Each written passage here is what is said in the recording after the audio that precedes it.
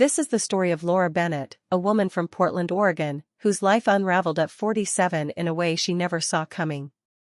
For 22 years, she'd been married to Mark, a man she'd met in her college days, a man she'd built a life with brick by brick.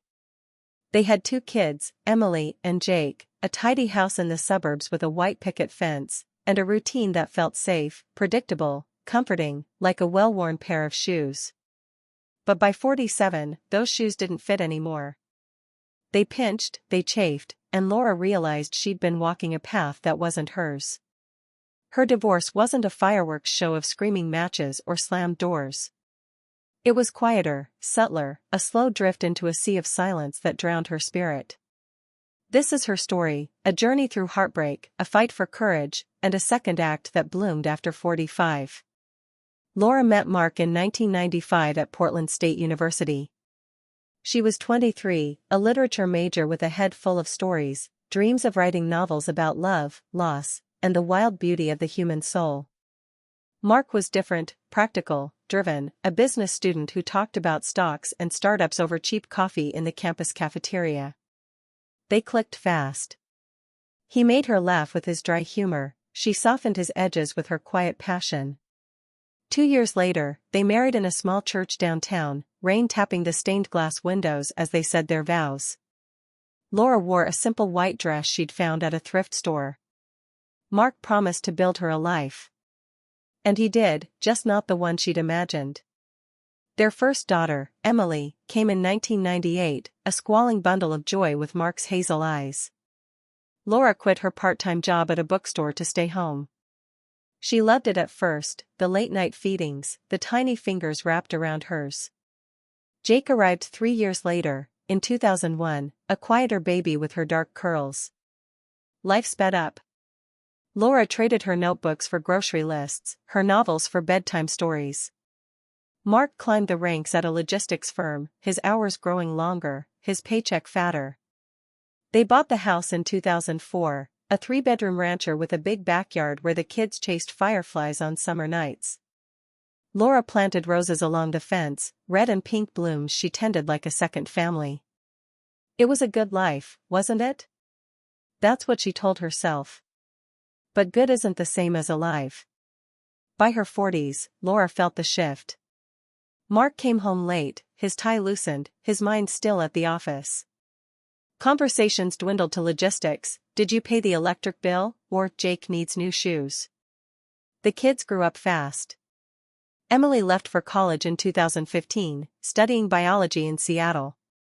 Jake moved out in 2017, renting a cramped apartment downtown with friends.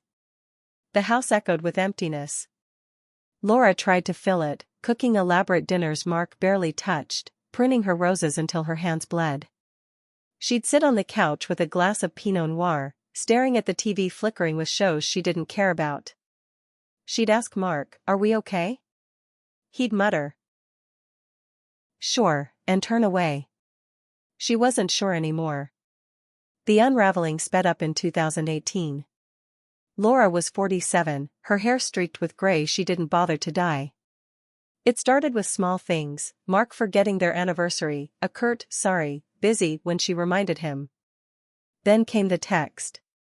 She found it by accident, his phone buzzing on the kitchen counter one rainy Tuesday in March. "Can't wait to see you," it said, from a coworker named Sarah. No hearts, no scandal, just a casual warmth Laura hadn't felt from him in years.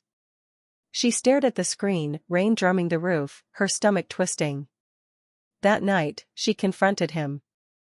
"Are you even here with me anymore?" she asked, voice shaking. Mark rubbed his temples, exhausted. "I don't know what you want, Laura. I'm doing my best."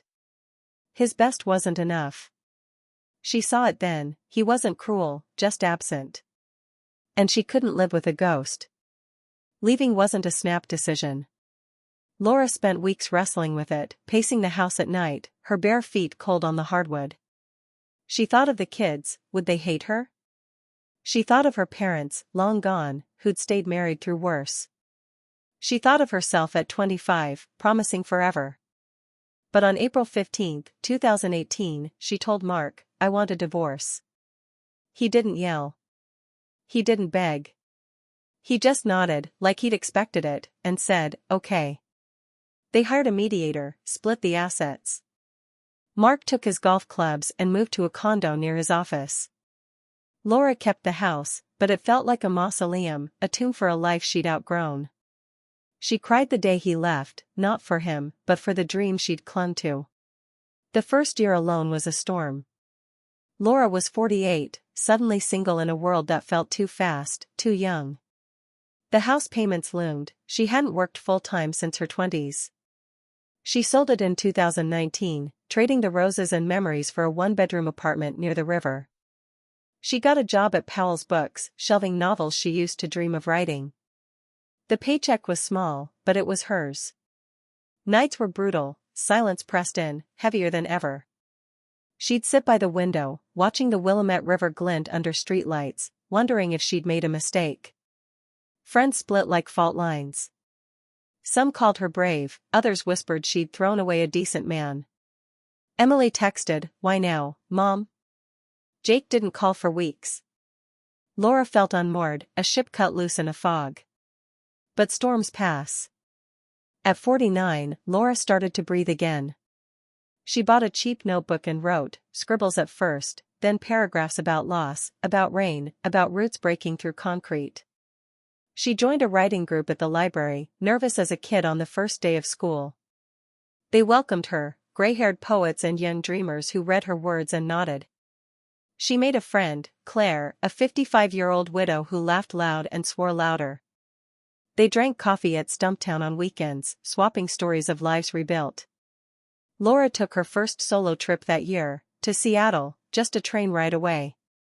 She walked Pike PLA Place Market, ate clam chowder in a chipped bowl, and wrote by the water, the salt air sharp in her lungs. She felt alive, small, shaky, but alive.